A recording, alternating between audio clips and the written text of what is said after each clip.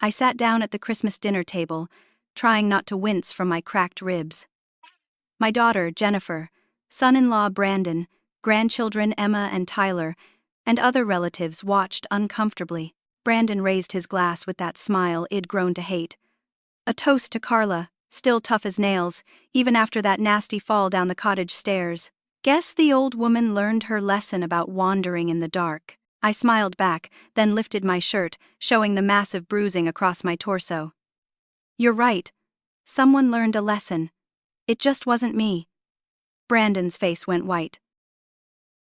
The room fell into the kind of silence that makes your ears ring. 20 pairs of eyes darted between Brandon and me, but I kept my gaze steady on his face, watching the color drain from it like water from a bathtub. To understand this moment, you need to know about the 23 years that led up to it. Brandon came into our lives when Jennifer was 22, fresh out of college with her nursing degree. She met him at a charity fundraiser where he was the golden boy, a successful real estate developer who donated generously and charmed everyone in the room. I still remember the first time she brought him home for Sunday dinner. He showed up with flowers for me, a bottle of my late husband Richard's favorite scotch that Jennifer must have told him about, and that $1,000,000 smile that could light up a room. For the first 5 years, I loved him like the son I never had. When my roof leaked, Brandon was there with his tools before I could even call a contractor. When I needed a ride to my doctor's appointments, he rearranged his schedule. He remembered every birthday, every anniversary of Richard's death, every important moment. Jennifer glowed around him.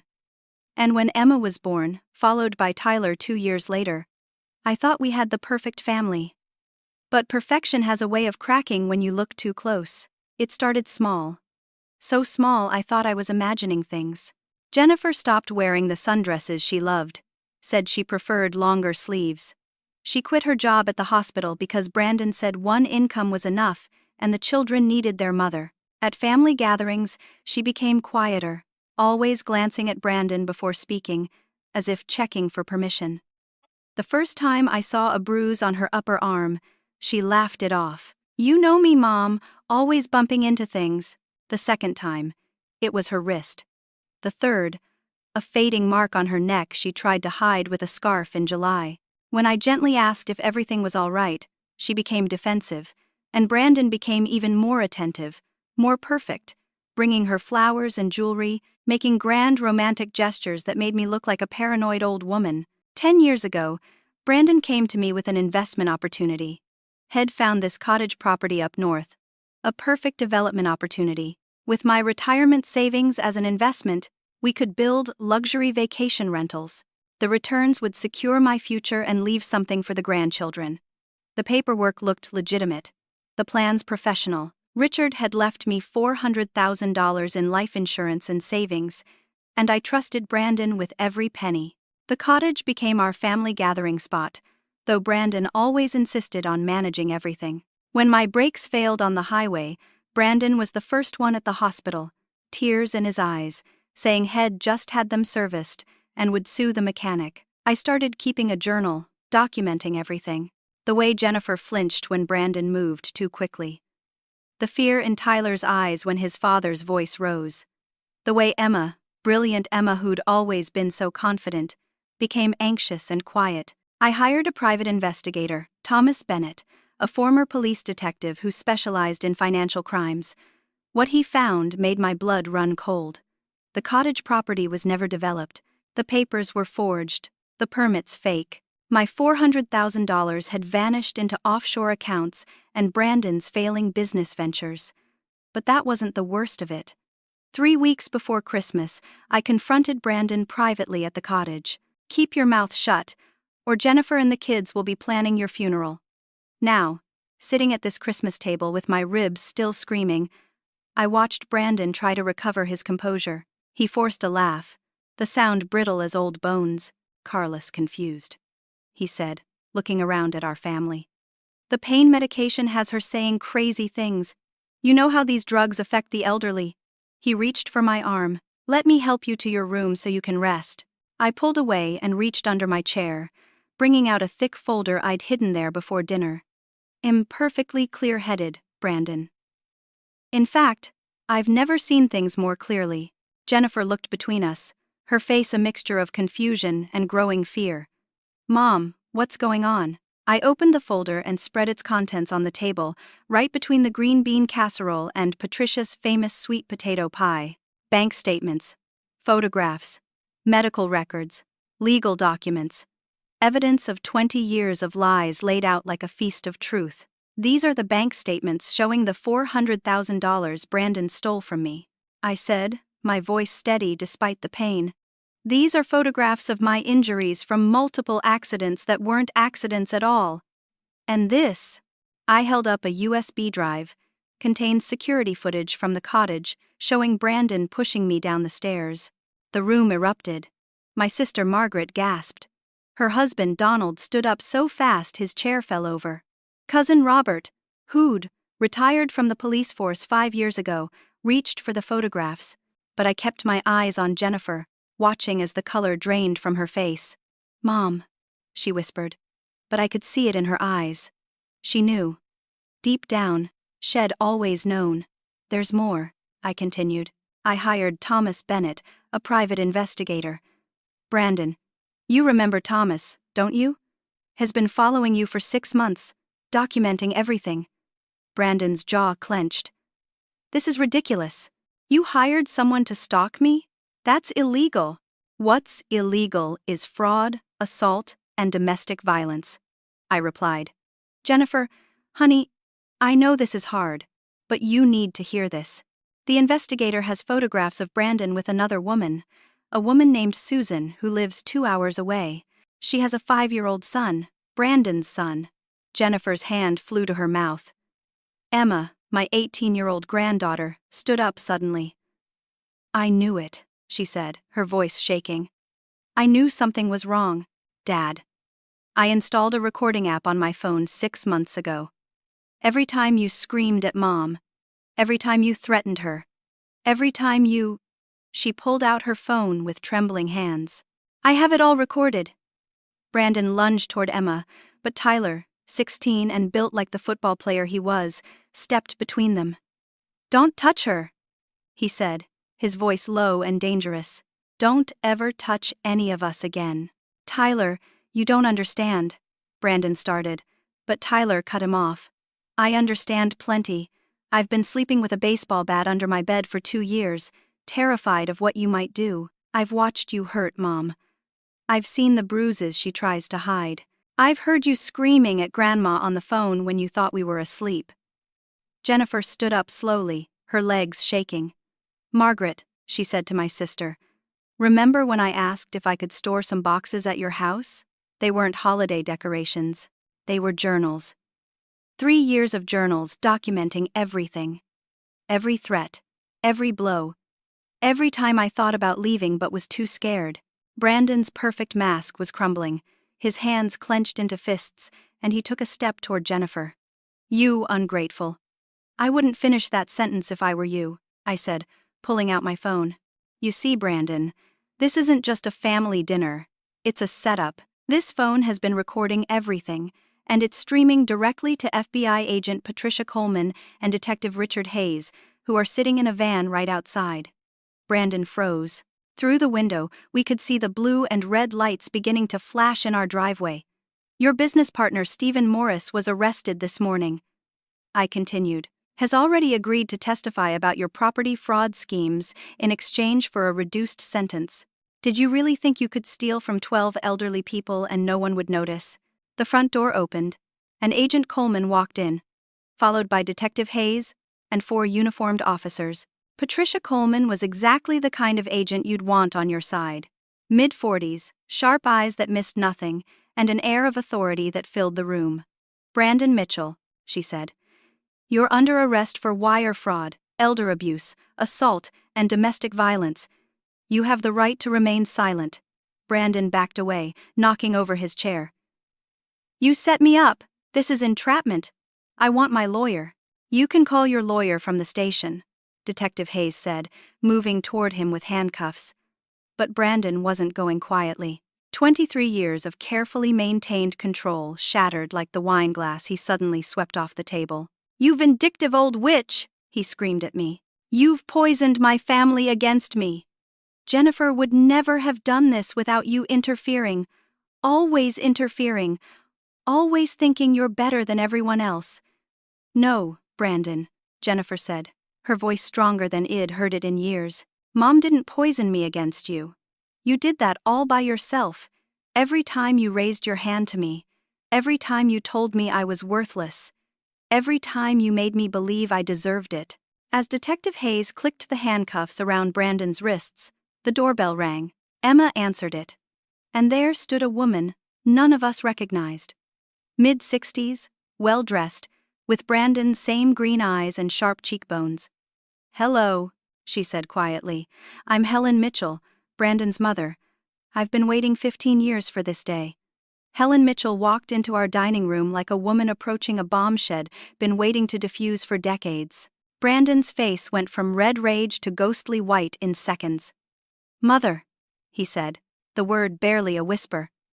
"What are you doing here?" "What I should have done years ago," Helen replied, setting a worn leather briefcase on the table. "I'm here to make sure you finally face consequences for what you are." Agent Coleman paused in leading Brandon out. "Mrs. Mitchell, I'm Agent Coleman. Do you have information relevant to this case?" Helen nodded and opened her briefcase, pulling out folders that looked as old as some of my grandchildren. Brandon destroyed his father's business partner 25 years ago, forged documents, embezzled funds, left the man bankrupt. My husband spent his last years paying back what Brandon stole, died of a heart attack from the stress when Brandon was 28. I have all the documentation here. She pulled out juvenile court records, sealed documents that Shed somehow obtained. Before that, there were assault charges in high school, fraud attempts in college, all swept under the rug with good lawyers and my husband's money. I've been tracking the victims, keeping records, waiting for someone strong enough to stop him. Brandon tried to lunge at his mother, but the officers held him back. "You bitter old woman! You never understood Dad's business." "I understood enough," Helen said calmly. "I understood when Margaret Thompson came to me, pregnant with your child when you were 23, and you paid her to disappear. I understood when your college roommate tried to press charges for the money you stole, and your father made it go away. I understood when I found the photographs you kept, like trophies, of every person you'd hurt." Agent Coleman was taking notes rapidly. "Mrs. Mitchell, would you be willing to make a formal statement?" "I've been waiting 15 years to make a formal statement," Helen replied. Detective Hayes' phone rang. He answered, listened, then looked at Brandon with something close to disgust. "That was the station. Dorothy Patterson just identified you from a photo lineup. She's 82 years old, Brandon. You stole her entire life savings, made her lose her home. She's been living with her daughter for the past year because of you? And George Sullivan," Agent Coleman added, checking her tablet. 78 years old, Korean War veteran. You convinced him to invest his pension in a shopping center that never existed. He had to go back to work as a grocery bagger to pay his rent. The room was thick with tension as more family members began to speak up. My brother-in-law Donald cleared his throat. "I ran a credit check on you 8 years ago, Brandon. Things didn't add up, but Jennifer seemed happy, and I thought it wasn't my place." Cousin Robert, the retired cop, shook his head. "I did a full background check 5 years ago. Found inconsistencies, previous addresses that didn't match your stories, but every time I tried to bring it up, you'd deflect, or Jennifer would get upset." Brandon's phone, which had been buzzing incessantly in his pocket, suddenly rang with a specific ringtone, a children's song. Agent Coleman pulled it from his pocket and answered on speaker. "Brandon? Brandon, where are you?" A woman's voice, panicked and confused. "The police were here. They said something about fraud? I don't understand. You said the medical equipment business was doing well. Our son's surgery is next week. The hospital needs the deposit you promised," Jennifer gasped. "Medical equipment business." I looked at Brandon with fresh disgust. "Susan thinks you're a traveling medical equipment salesman." Susan was still on the phone. "Who is this? Where's Brandon? We're married. I have the certificate right here." "That's impossible," Jennifer said, her voice hollow. "We never divorced. We're still legally married." Agent Coleman took the phone off speaker and stepped aside to talk to Susan privately. When she returned, her expression was grim. "Brandon, you're now also being charged with bigamy. You married Susan 5 years ago while still married to Jennifer. That's a felony." The doorbell rang again. This time it was a parade of victims. Thomas Bennett, my private investigator, had contacted them all. Dorothy Patterson, frail but fierce, using a walker but standing tall. George Sullivan in his grocery store uniform, having come straight from work. 3 other elderly victims I hadn't even known about, all clutching folders of evidence, all ready to testify.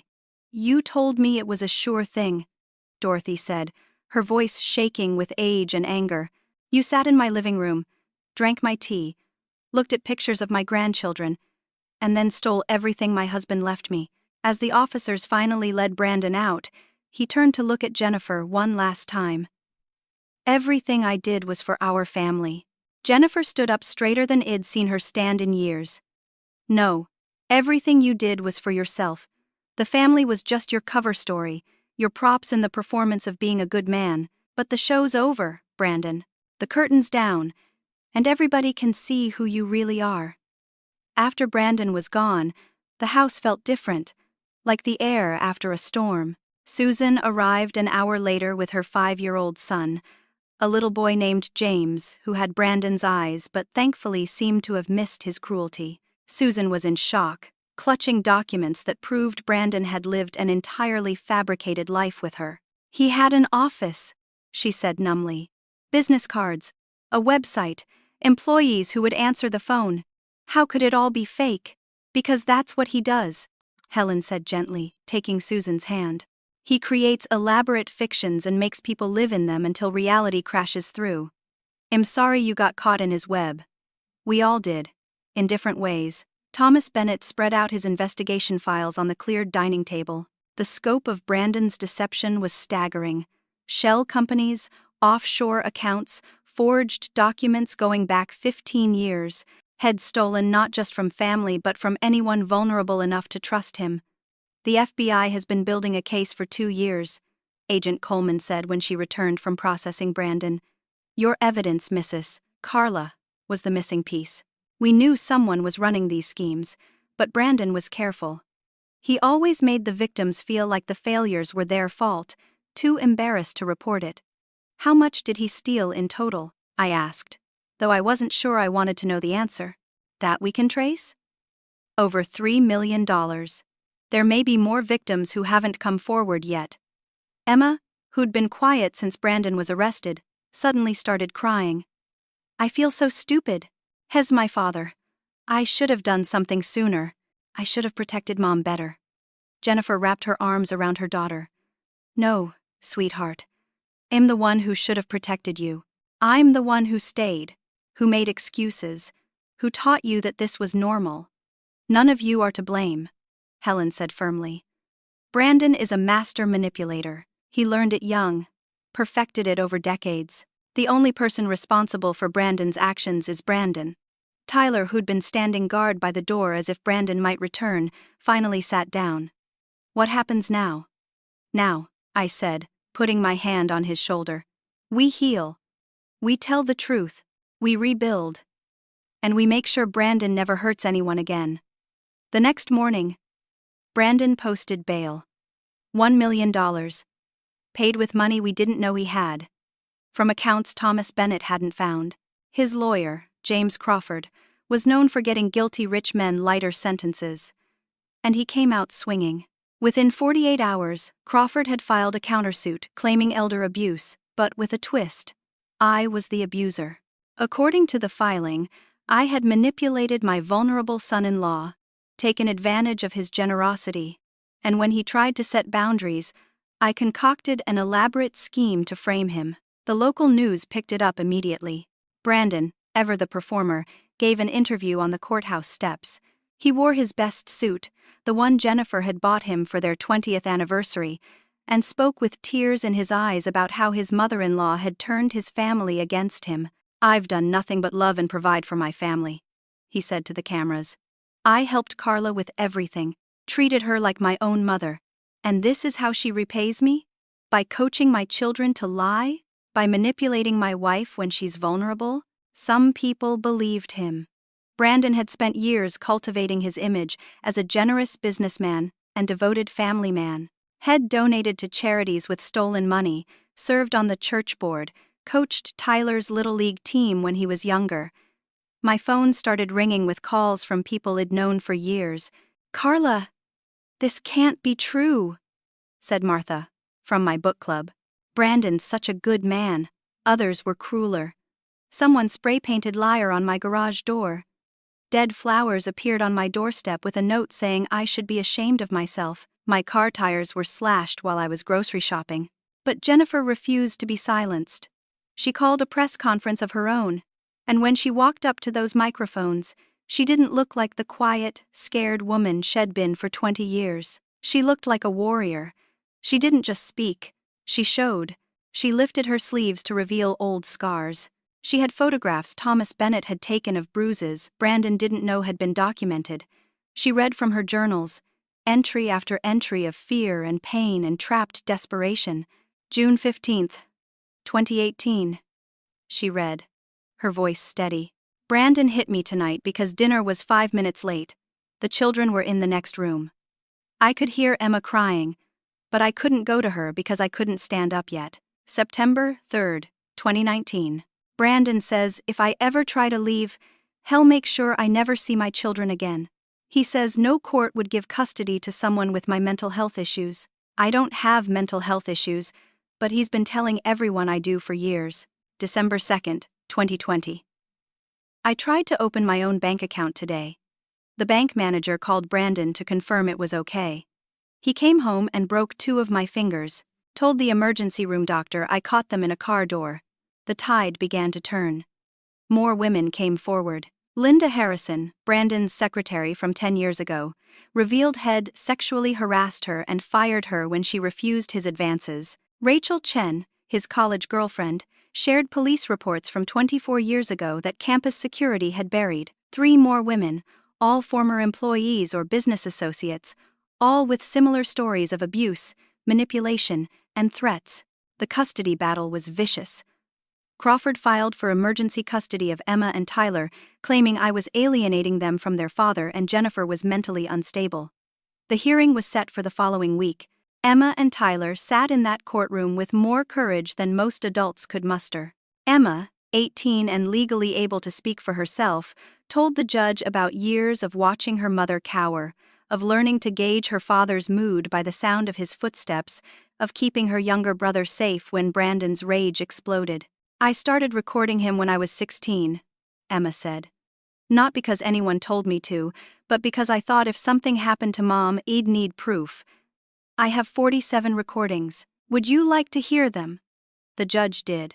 The courtroom sat in horrified silence as they heard Brandon screaming obscenities, threatening violence, the sound of impact followed by Jennifer's crying. In one recording, you could hear Tyler, then 14, begging his father to stop. Tyler took the stand next. "My father hit me once," he said quietly. "I was 15. I tried to stop him from hurting Mom.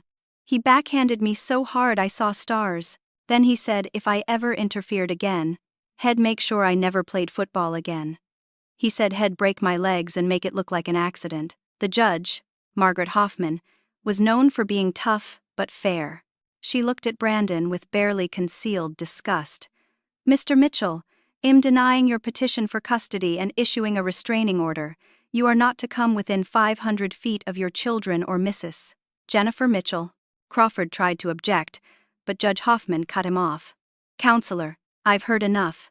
Your client is lucky he's not being held in contempt for the obvious lies told in this courtroom." That evening, Brandon's rage boiled over. He violated the restraining order, showing up at Jennifer's workplace, the hospital where she'd just returned to nursing. Security had to physically remove him as he screamed that she was destroying his life. Nancy Williams, who ran the local women's shelter, organized a support rally for Jennifer and our family. Over 200 people showed up, including many of Brandon's victims. Dorothy Patterson's daughter Ruth started a legal fund that raised $30,000 in 2 days.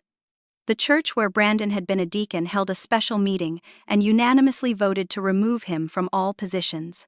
But Brandon wasn't done. Crawford filed motion after motion, trying to suppress evidence, claiming illegal search and seizure, arguing entrapment. He hired a private investigator to dig up dirt on me, on Jennifer, on Thomas Bennett. When that yielded nothing useful, they tried to discredit Helen. Mrs. Mitchell abandoned her son. Crawford argued in court. She's a bitter woman, seeking revenge for imagined slights. Her testimony should be dismissed. Helen stood up in the gallery. I didn't abandon my son. I fled from him. There's a difference. And I have the medical records from when he pushed me down the stairs 12 years ago, very similar to what he did to Carla. Would the court like to see them? The most shocking revelation came when Susan testified. Shed driven up with James, their son, though he waited outside with a social worker. Susan looked hollow, like someone who'd discovered their entire life was a lie. I met Brandon 6 years ago, she said. He was charming, successful, everything I'd dreamed of. He told me he was divorced, that his ex-wife was mentally ill and his mother was dead. He showed me fake divorce papers, even staged a fake funeral for his mother so I wouldn't ask questions. She produced documents showing Brandon had created an entire false identity for his life with her. Fake business records, fake employee references, even a fake award from a medical equipment association that didn't exist. I loved him, Susan said, tears streaming down her face. I trusted him with everything. He has access to all my accounts. My inheritance from my father, $60,000, is gone.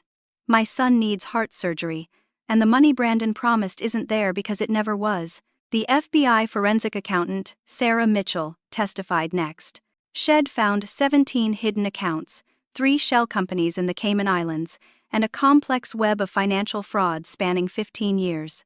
The total damage was now estimated at over $4 million. Mr.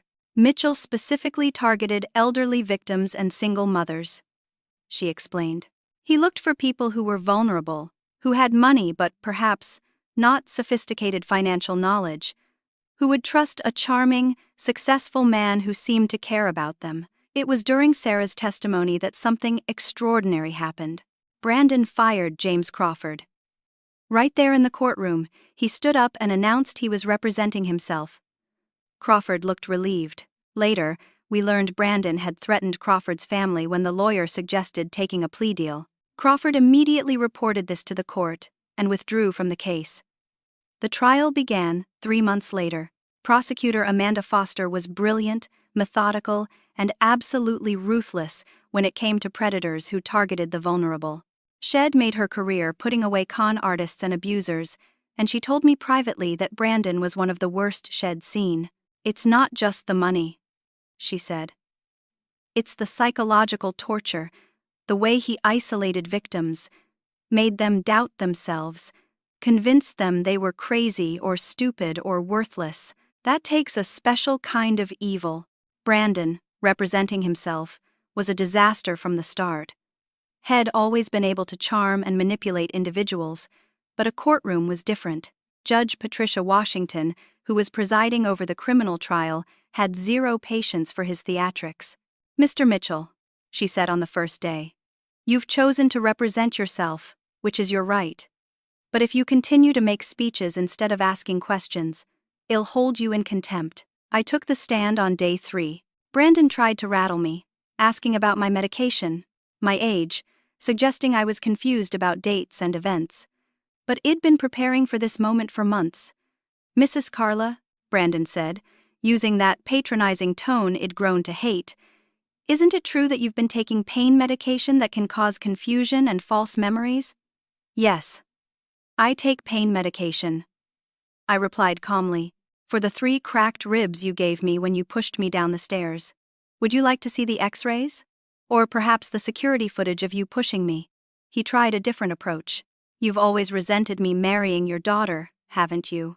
No, Brandon. I loved you like a son for years. I trusted you with my life savings. I defended you to people who said something seemed off about you. My resentment only began when I discovered you were stealing from me and beating my daughter. The security footage from the cottage was played for the jury. You could see Brandon clearly, violently shoving me down the stairs, then standing at the top watching as I lay crumpled at the bottom.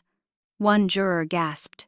Another wiped away tears. Michael Torres testified via video link from federal prison. Brandon's former business partner from a decade ago was serving 8 years for fraud, but Head kept meticulous records of Brandon's involvement. Brandon was the mastermind, Torres said. He taught me how to forge documents, how to find marks, how to make them feel stupid for questioning anything. He said old people were easy targets because they were too embarrassed to admit they'd been fooled. Jennifer's testimony was the most powerful. She didn't just talk about the physical abuse. She detailed the psychological torture, the gaslighting, the systematic destruction of her self-worth. He would hurt me, then convince me it was my fault, she said. He'd tell everyone I was clumsy, that I had mental health issues, that I was lucky he stayed with such a mess of a woman. After a while, I believed him. I thought I deserved it. I thought my children were better off with a father who hit their mother than with no father at all.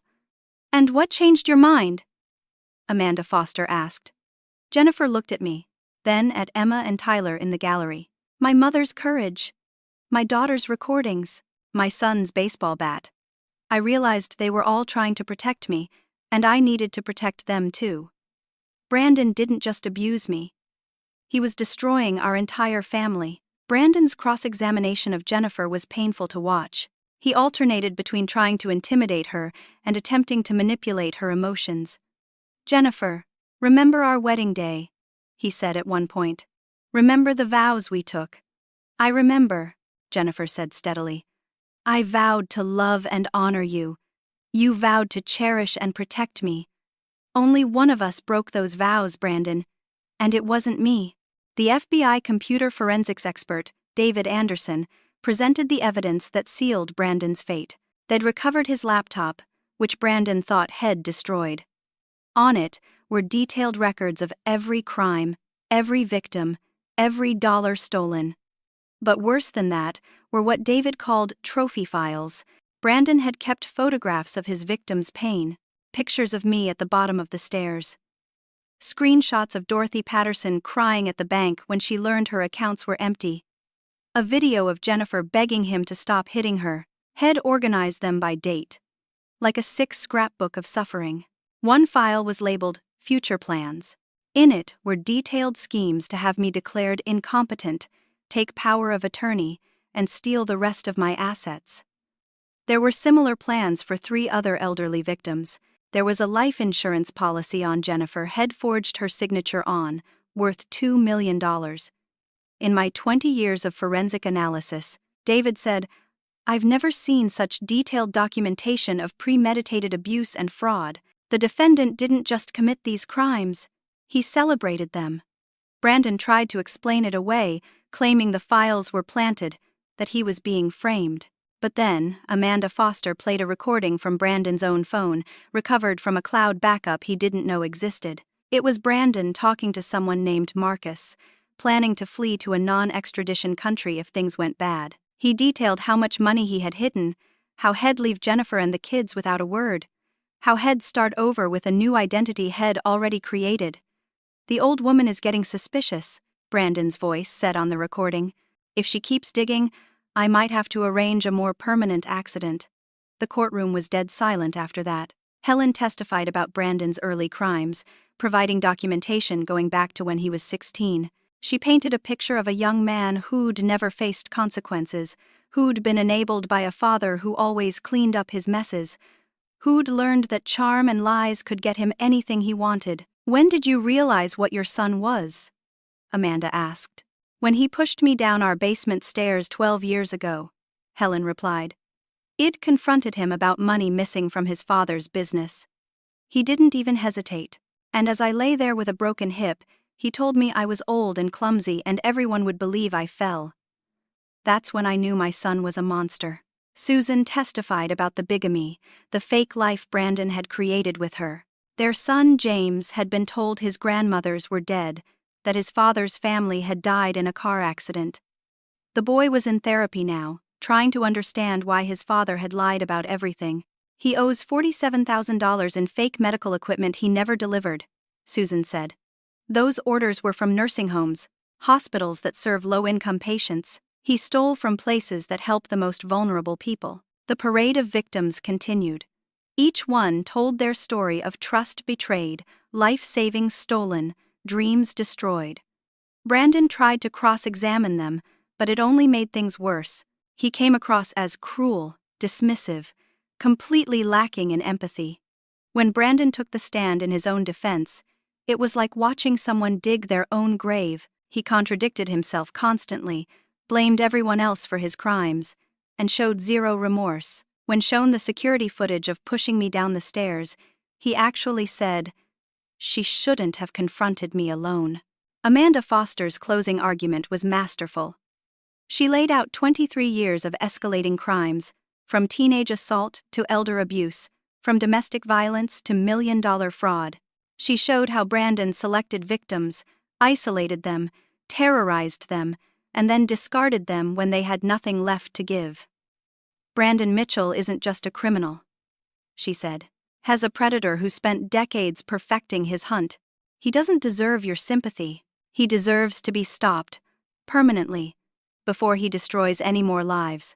Brandon's closing argument was a rambling mess of accusations, self-pity, and threats. He accused me of masterminding everything, Jennifer of being mentally ill, his mother of seeking revenge, the FBI of planting evidence, and the judge of being biased against him. At one point, Judge Washington had to threaten him with contempt to get him to stop shouting. The jury deliberated for exactly 3 hours and 17 minutes. When they filed back in, not one of them looked at Brandon. The foreman, a middle-aged man named William who owned a small hardware store, stood to read the verdict. "On the count of wire fraud, we find the defendant guilty. On the count of elder abuse, we find the defendant guilty. On the count of assault in the first degree, we find the defendant guilty." It went on for 47 counts. Guilty on every single one. Brandon's face went from red to white to a strange gray color. For the first time in 23 years, he looked afraid. "This can't be happening," he muttered. "This isn't right. I'm a businessman. I have a family." Judge Washington scheduled sentencing for 2 weeks later. Brandon was remanded to custody immediately, his bail revoked due to the severity of the convictions and his previous threats to flee. As the officers led him away, he turned to Jennifer. "I loved you," he said, and for just a moment, he sounded like the man who'd charmed us all those years ago. "Everything I did was because I loved you." Jennifer stood tall. "No, Brandon. Love doesn't leave bruises. Love doesn't steal. Love doesn't terrorize. You don't know what love is." The 2 weeks before sentencing were a whirlwind of activity. Sarah Mitchell, the forensic accountant, worked around the clock tracing Brandon's hidden assets. She found money in places Wed never imagined. Cryptocurrency accounts, gold coins in a storage unit, even a boat registered under a fake name. Current recovered assets total $2.3 million, she told us. "There's probably more, but this is enough to provide significant restitution to victims." The sentencing hearing was packed. Victims gave impact statements that left the courtroom in tears. Dorothy Patterson, leaning heavily on her walker, spoke about losing the homestead shared with her husband for 50 years. George Sullivan talked about the humiliation of having to work at 78 because Brandon had stolen his retirement. Jennifer's statement was the most powerful. "Brandon didn't just steal money or cause physical pain," she said. "He stole 20 years of my life. He stole my children's childhood. He stole their ability to trust, to feel safe in their own home. He made us prisoners in what should have been our sanctuary." Emma and Tyler both spoke too. Emma talked about years of therapy ahead, about learning to trust men again, about the anger she felt at losing the father she'd once loved. Tyler admitted he still had nightmares, still flinched when anyone raised their voice, still slept with that baseball bat nearby. "I gave my statement last. Brandon called me an old woman who needed to learn a lesson," I said. He was half right. I am old, 71 years old. But the lesson I learned wasn't the one he intended. I learned that staying silent enables evil. I learned that protecting family, sometimes means destroying the illusion of family.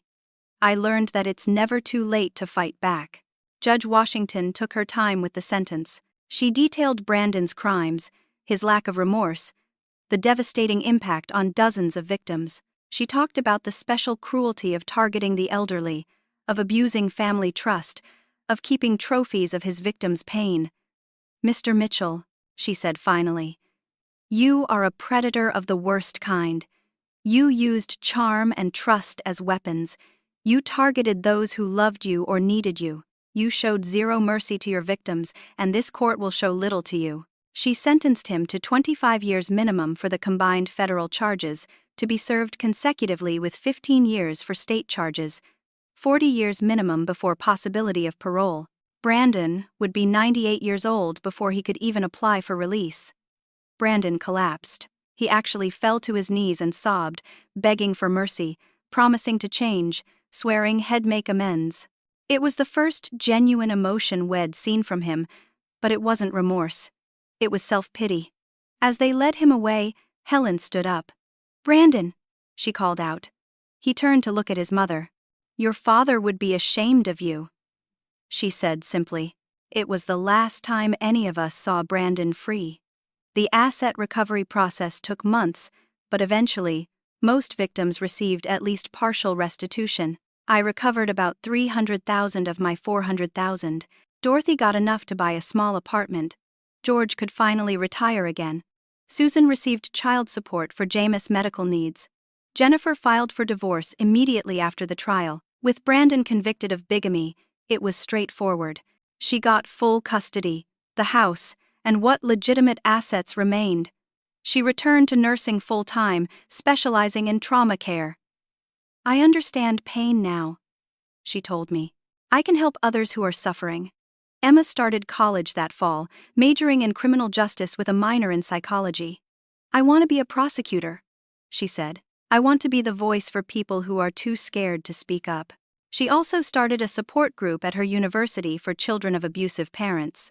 Tyler joined the football team and his grades improved dramatically. Without the constant fear at home, he flourished. He also became protective of other kids who showed signs of abuse, gently steering them toward help.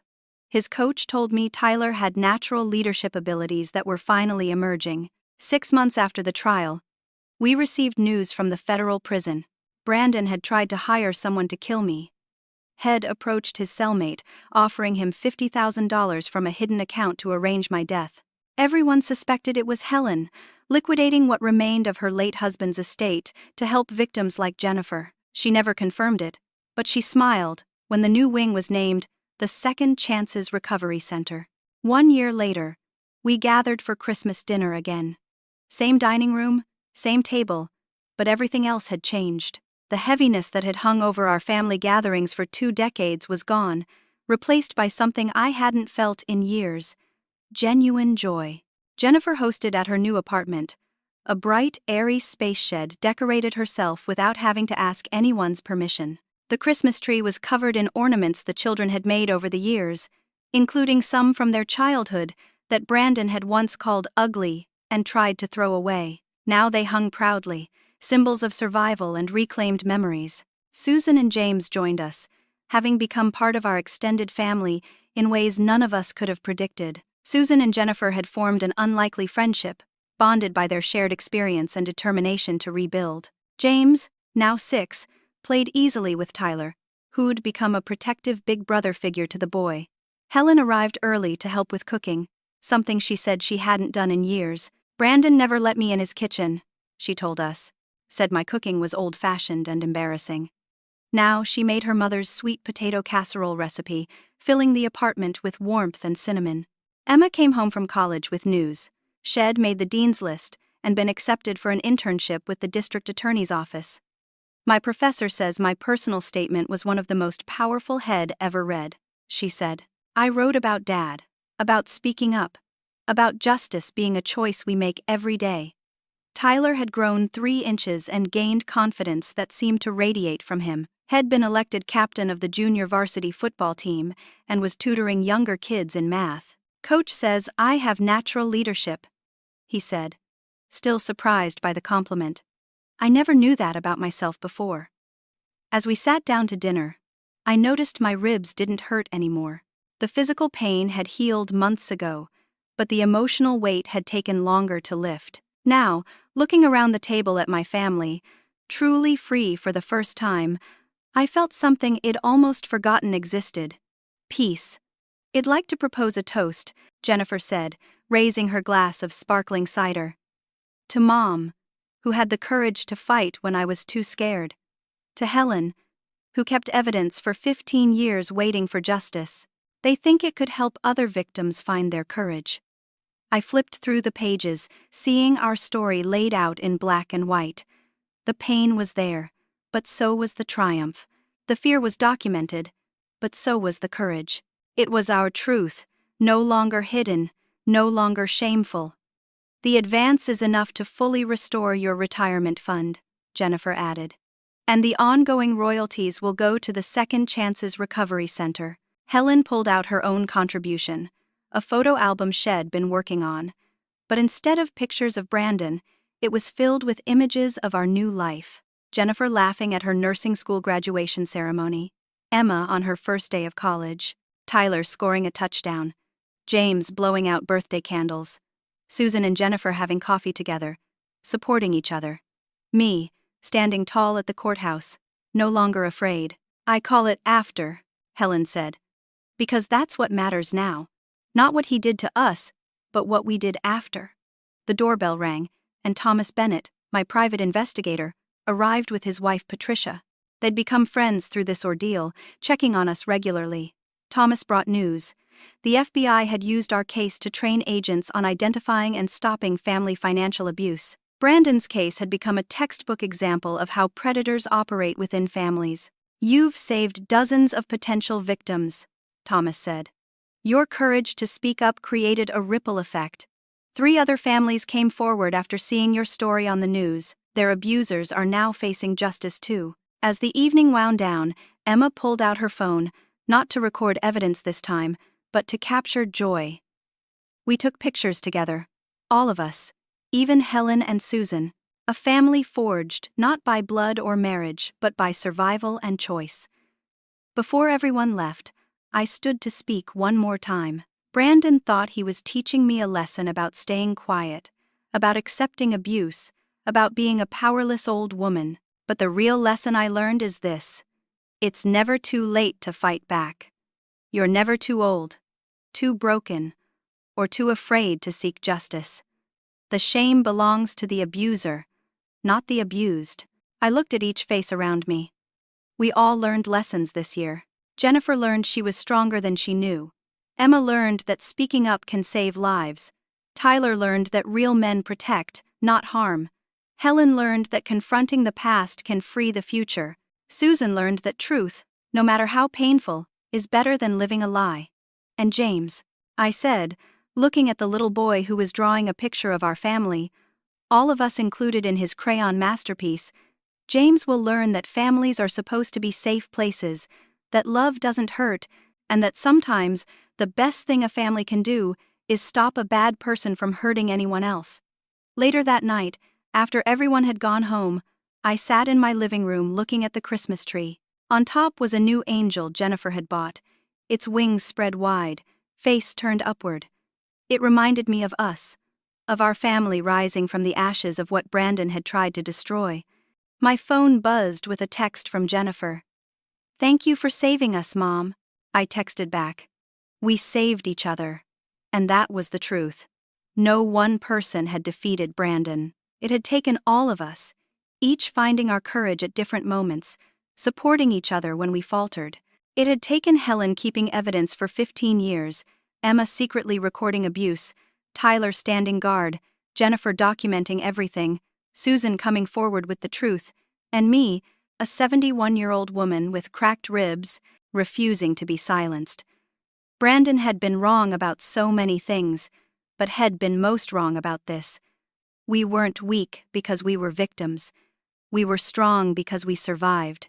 We weren't broken because we'd been hurt. We were powerful because we'd healed. And we weren't alone because he'd isolated us. We were united because we'd found each other in the truth. A year ago, Id sat at a Christmas dinner table in pain, afraid, about to risk everything to expose a monster who'd hidden among us for decades. Now I sat in peace, surrounded by evidence of our victory. The bruises had faded, the bones had healed, but the strength we'd found would last forever. The last page of Jennifer's manuscript included a note to readers. If you're living in fear, if you're being hurt by someone who claims to love you, if you've been silenced by threats or shame, know this: you're not alone. Help exists, justice is possible, and it's never too late to speak your truth. SHED included resource numbers for domestic violence hotlines, elder abuse reporting, and financial fraud assistance.